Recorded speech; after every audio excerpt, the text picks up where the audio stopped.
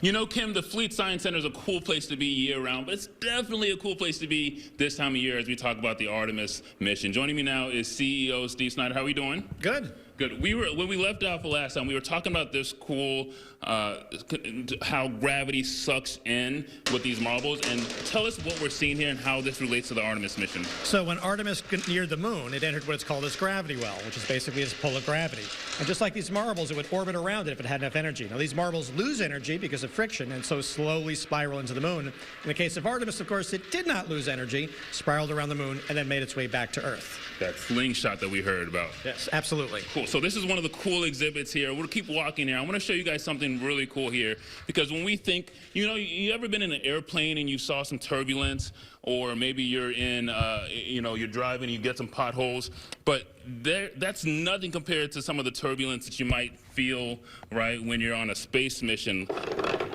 This exhibit kind of shows us kind of that turbulence. Talk about what we're seeing here. So the idea here is this gives you a bunch of parts and pieces to create your own satellite. And then you've got to test the satellite. Can it withstand the rigors of being shot into space? Can it withstand deployment? Can it withstand the spinning as it actually has to spin in space? So it's just a way to actually test, create, test, design, and test your own kind of satellite idea, which is just what engineers have to do. So many cool things. Keep walking with me, because I just have so many cool things to show you guys here at the Fleet Science Center. This one really struck me because I thought this was amazing, because if you think about the 200 billion galaxies in the universe, and our galaxy is just that one Milky Way, that one little one. So there's a red ball in here, but it's hard to find, right, because of all the other 200 billion galaxies in our universe. How cool is this exhibit?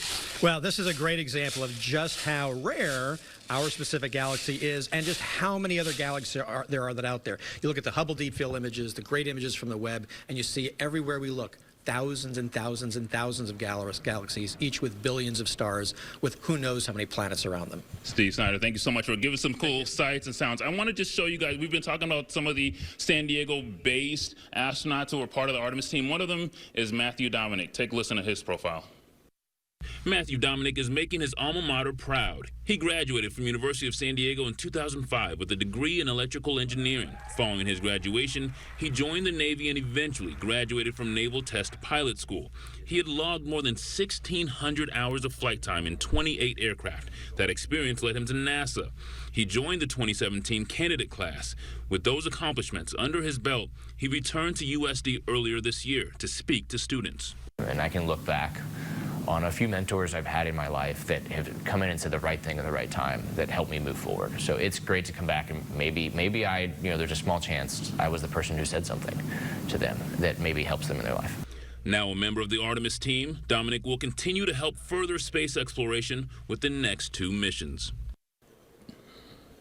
Thank you, Mr. Dominic, and throughout the next hour, 2 hours, we're going to be profiling a couple more of the San Diego connected astronauts on the mission. Kim, so many cool sights and sounds from the Fleet Science Center here. We'll send it back to you in the studio. We're so proud of the San Diegans, all part of this Artemis mission. They are just incredible. And Fleet Science Center, always a great place.